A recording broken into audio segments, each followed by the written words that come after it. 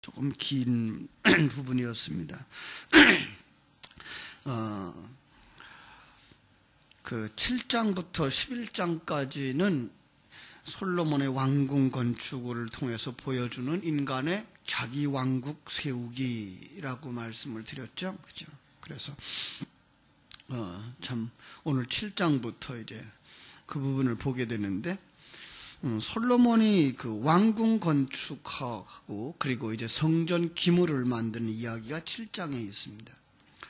1절로 12절까지는 왕궁을 건축한 그림이 그려져 있고요. 13절부터 51절까지는 성전의 기구들, 기물들을 만들고 성전 곳간에 두는 그림을 통해서 이 대조적인 그림을 보여주고 있어요. 성전과 이제 그 왕궁이라고 하는 왕궁 건설을 보는 관점이 둘이 있는데요. 하나는 다윗에게 허락한 후손의 나라, 그 다윗의 후손의 나라의 왕성함을 상징하는 것으로 보는 것도 있고요. 또 하나는 성전 건축과 왕궁 건축을 대조시키면서 타락한 인간이 자기 왕궁 건설로 보아야 된다라고 하는 내용이에요. 저는 후자를 이렇게 택하고 있어요. 왜냐하면 한 번쯤 그 성전과 왕궁을 대조해 보시면은 왕궁이 얼마나 화려하고 컸는가를 볼 수 있어요. 지금 성전이 있기 전에 다윗은 다윗성을 건축을 했잖아요. 이미 다윗 왕궁이 있었어요. 그럼에도 불구하고 다시 솔로몬이 자기 왕궁을 만들었는데, 성전이 크기가 60규빗하고 20규빗이에요. 그죠? 길이가 60규빗, 그리고 그 폭이 20규빗, 1200이죠. 곱하면. 그런데 왕궁은 100규빗과 50규빗, 5000규빗이죠. 그러니까 넓이에 의하면 성전보다 4배나 큰 왕궁을 지은 거예요. 성전을 건축하는 기간이 7년, 왕궁을 건설하는 기간이 13년. 그런데 그 재료들을 보면은 어떻게 됐죠? 7장 12절에 보면은 그렇게 얘기를 해서, 그죠? 재료가 여호와의 성전 안뜰과 주랑에 놓은 것 같더라. 동일한 재료예요. 하나님은 우리 자신이 하나님이 거하시는 성전으로 만들어지기를 원하시는 거죠. 그러니까 지금 우리가 성전 그러면서 뭘 보아야 된다고요? 이스라엘 시대에, 그죠? 그 솔로몬 시대에 왕궁을 건설한 그 왕궁만 보지 마시고 그 성전 건축을 하나님이 우리를 만들고 계신 것으로 보셔야 되는데, 우리를 만들고 있을 때 우리 속에 솔로몬의 그 왕궁 같은 내 왕궁이 있다는 거예요. 그죠? 근데 내 왕궁을 만드는데 이렇게 주력하고 내 안에 새 사람 거하는 성전을 만드는데 이렇게 미약하다는 거예요. 그죠? 바로 그 부분입니다. 우리는 그걸 대조해서 보면 지금 왕궁을 만드는 솔로몬의 모습과 우리들의 모습들을 대조해 볼 수 있습니다. 우린 누구를 위해 살기를 좋아한다고요? 나를 위해 살기를 좋아한다고요. 하나님은 우리 속에 성전으로 임하셔서 나라고 하는 왕궁을 완전히 다 폐하고, 그리고 내가 성전 되어지기를 원하시는데 거기에 비해서 우리는 자기의 왕궁을 세우는 거죠. 그래서 7장 1절이 그렇게 말하죠. 솔로몬이 자기의 왕궁을 13년 동안 건축하였다 그랬어요. 자기의 왕궁이에요. 하나님의 왕궁도 아니고 자기의 왕궁이에요. 이런 면에서 우리는 조금 좀 대조하면 좋겠다. 자칫 그렇게 자기를 위하여 왕궁을 세우는 사람은 자기 속에 있는 성전도 누구를 위하여 존재하도록 하고 싶은 거예요? 자기를 위하여 존재하는 성전으로 만들고 싶은 거예요. 참 안타까움이죠. 신앙생활을 하면서 신앙생활의 목적이 하나님의 뜻을 이루어 드리는 그곳에 관점이 맞춰진 것이 아니라 나의 이 땅에서의 부귀와 영화를 위하여 하나님 일해 주십시오라고 하는 신앙생활을 한다는 거죠. 왜냐하면 하나님에 대한 이해가 적어서 그래요. 자기에 대한 이해가 적어서 그래요. 하나님이 얼마나 크신 분이시며 어떻게 큰 계획을 가지고 있는지 모르면 우리는 먼지만도 못한 나,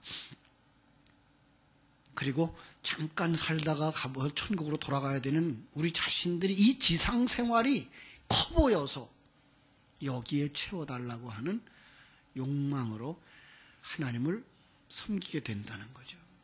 결코 그것은 하나님이 기뻐하는 것이 아닌 것을 우리는 보셔야 됩니다. 참 8장으로 보면 이제 바로 솔로몬은 다시 한번 성전의 그 낙성식을 하죠. 그래서 이제 언약궤를 솔로몬 성전으로 옮겨갑니다. 1절로 11절에서 그렇게 하고요. 그리고 12절로 21절에서 솔로몬 성전 건축 후에 선포하는 메시지가 있고요. 그 다음에 22절부터 53절까지가 솔로몬의 이제 기도가 있고요. 그리고 54절에서부터 61절까지가 솔로몬이 백성들을 향한 권면, 마지막 61절에서부터 66절까지가 이제 화목제의 희생을 드리는 그림이 그려져 있습니다. 언약궤를 옮기는 아주 엄숙한 예식을 볼 수 있고요. 그렇습니다.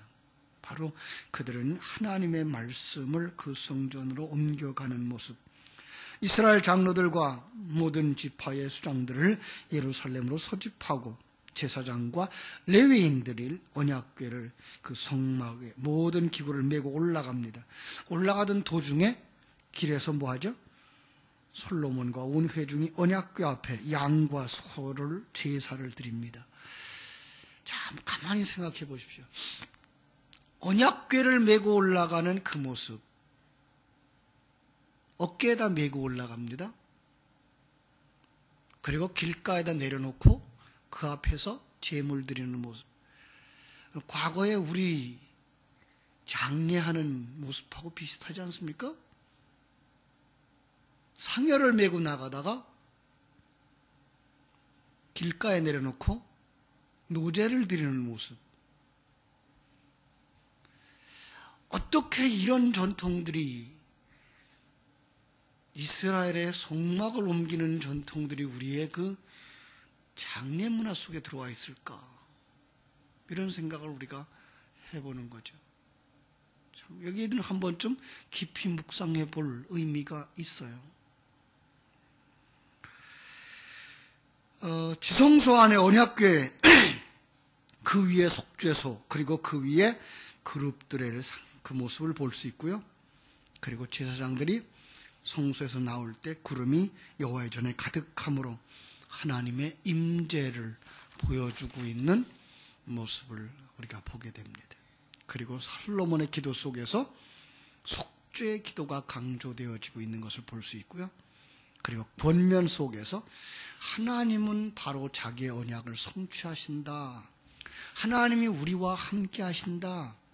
하나님은 자기가 약속하신 말씀을 반드시 지키실 것이다 라고 하는 약속들이 강조되고 있습니다. 그리고 화목제와 번제를 드리는데 봉헌의 절기 일주일 7일, 그리고 7월의 절기 아마도 초막절일 것 같습니다.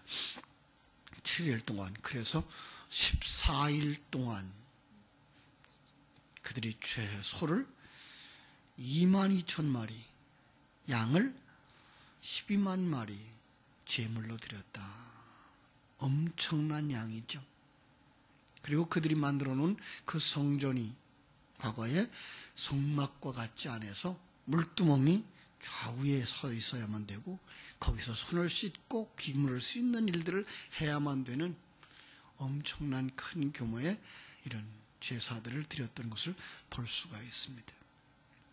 바로 그때에 하나님께서 이스라엘의 언약한 젖과 꿀이 흐르는 약속의 땅이 다 확보되어집니다. 그래서 이스라엘이 그때가 가장 화려하게 그리고 완벽하게 하나님이 허락한 땅을 다 정복한 그림을 그려주고 있는 것입니다.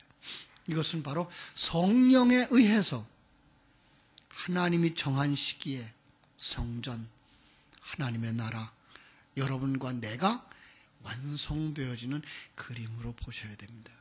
그렇습니다. 역사 속에 있었던 솔로몬 성전의 그 모습이나 왕궁의 그 모습이나 그리고 그 속에서 일어나는 모든 일들이 오늘 여러분과 나에게 관계가 없으면 그것은 그냥 과거 역사 이야기일 뿐입니다. 성경은 경전이에요. 이 말씀을 통해서 여러분과 내 이야기를 하고 싶으신 것이지 역사 얘기를 하고 싶으신 것이 아니거든요. 그래서 우리는 정말로 하나님의 말씀을 내 말씀으로 들을 수 있어야 되고 내가 신앙생활을 하고 있는 것을 발견할 수 있어야 되는 것입니다. 9장에 하나님이 나타나십니다. 성전과 왕궁 공사를 마쳤을 때 3장 5절에서 나타나셨던 것처럼 다시 나타나셔서 그리고 솔로몬의 기도에 응답하십니다. 자, 솔로몬의 기도에 응답하시면서 뭐라 그럽니까? 하나님은 성전, 이 성전을 구별하겠다 그럽니다. 하나님이 그 이름을 이곳에 두겠다라고 말합니다. 하나님이 눈과 마음이 항상 거기 있게 하겠다. 고린도전서 3장 16절 성전은 누굽니까? 여러분과 나입니다. 그렇습니다. 하나님이 여러분과 나를 이 세상으로부터 구별되게 하겠다라고 말씀하시는 것이고 하나님의 이름, 여러분 하나님의 이름이 뭐죠? 그건 하나님의 속성, 하나님의 뜻과 섭리하고 역사하고 인도하심의 내용을 이름에 담아두신 거예요. 결국은 여러분과 하나님이 함께 하겠다라는 거예요. 하나님의 눈과 마음이 항상 거기 있게 하겠다. 여러분이 어디에 가든지 하나님이 여러분을 지키시고 보호하시는 줄로 믿습니다. 그러므로 너는 말씀을 가지고 이것입니다. 진리의 말씀을 가져야 됩니다. 하나님의 존재에 대한 인식, 하나님의 그 계획에 대한 안목, 그리고 하나님이 나와 함께하고 계신 이 사실, 나를 만들어가고 계신 그 하나님의 손길을 여러분의 마음속에 묵상하셔야 되는 것입니다. 이것이 없어지면 세상 속에 조그만 일 때문에도 넘어지고 쓰러지고 참으로 안타까운 자가 되고 마는 것입니다. 그렇습니다. 성령이 우리를 위해 탄식하며 간구하는 것을 아십니까? 솔로몬의 기도, 그리스도의 기도죠. 성령의 기도입니다. 로마서 8장 26절에서 말한 것 같이 성령도 우리의 연약함을 도우신다. 우리가 마땅히 기도할 바를 알지 못하나 오직 성령이 말할 수 없는 탄식으로 우리를 위하여 친히 간구하신다 라고 말씀한 것입니다. 그 성령의 간구하심은 바로 우리를 하나님의 성전으로 온전히 완성시켜 주실 줄로 믿습니다. 그런데 거기에 이제 벗어버려야 하는 옛사람들의 모습들이 가끔 등장합니다. 아마도 히람이라고 하는 등장하는 것이고 거기에 상반된 사람이 등장하는데 10장에 나오는 스바 여왕의 모습입니다. 히람은 솔로몬과 함께 성전을 건축하는데 일조한 옛사람의 모습으로 나오고요. 끝내는 솔로몬과 화합을 이루지 못하고 그죠? 10장에 스바 여인은 솔로몬과 화합하는 모습을 그려주고 있습니다. 우리는 온전히 버려야 할 것들, 옛사람입니다. 아무리 옛사람은 하나님의 일을 하는 것 같아도 그 속에 자기가 있습니다. 그래서 상처를 쉽게 받습니다. 우리는 정말로 하나님의 약속 속에 들어가서 하나님과 함께 솔로몬과 함께하는 스바 여인처럼 성령으로 충만되어지고 하나 되어질지언정 이 히람처럼 자기의 마음에 들지 아니한다고 성령이 주신 것을 거절하고 불평하는 자가 되지 않았으면 좋겠습니다. 오늘도 하나님께서 여러분 삶에 큰 은혜 주시기를 주님의 이름으로 축원합니다. 기도하겠습니다. 하나님 우리 아버지, 하나님의 크신 은혜와 사랑을 감사합니다. 다윗과 솔로몬을 대조시키며 옛사람과 새사람을 대조시키고 예수와 그리스도를 대조시키며 오늘 우리 속에 성전을 건축하신 하나님과 우리 안에 자기를 위하여 왕궁을 건축하려고 하는 내 모습이 아직도 남아있음을 보게 합니다. 하나님, 옛사람을 벗어버리고 새사람으로 완성되어지기 위하여 우리에게 허락하신 하나님의 그 크신 뜻이 무엇인지 깊이 깨달아 알 수 있는 지혜를 허락하여 주시고 하나님의 뜻이 이루어지기를 소원하는 성령의 기도가 내 안에서 성취되어지기를 소망함으로 내 안에 생명의 말씀을 주야로 묵상할 수 있는 하나님의 사람들이 다 되게 하여 주시옵소서. 우리의 연약함을 아시는 주께서 우리에게 생명과 진리의 말씀을 가지고 임하셔서 우리의 마음판에 새기시고 그것을 주야로 묵상함으로 말미암아 그것이 내 생명이 되어지고 능력이 되어지게 하신다고 하는 사실을 깊이 깨달아 알면서 그럼에도 불구하고 우리의 삶의 환경들은 우리가 살고 있는 시간과 공간 세계이기 때문에 아픈 일도 있고 부닥침도 있고 고통도 있습니다. 그 속에서 내가 만들어져 가고 있음을 깊이 깨달아 알아 감사하고 감격하며 하나님을 찬송할 수 있는 사람들이 다 되게 하여 주시옵소서.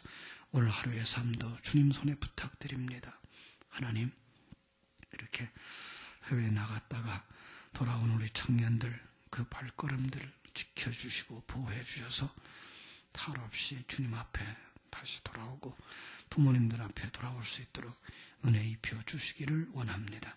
자라는 어린 새싹들 유치부에서 장년부까지 기억해 주시고 특별히 이번 주간 금요일, 토요일 1박 2일 동안 우리 중고등부 수련회 있는데 그 속에도 은혜 입혀 주셔서 우리 학생들이 진정 은혜를 깨달아 알게 해주시고 은사와 능력이 살아나게 하셔서 하나님이 기뻐하는 일꾼들로 자라날 수 있도록 역사해 주시옵소서.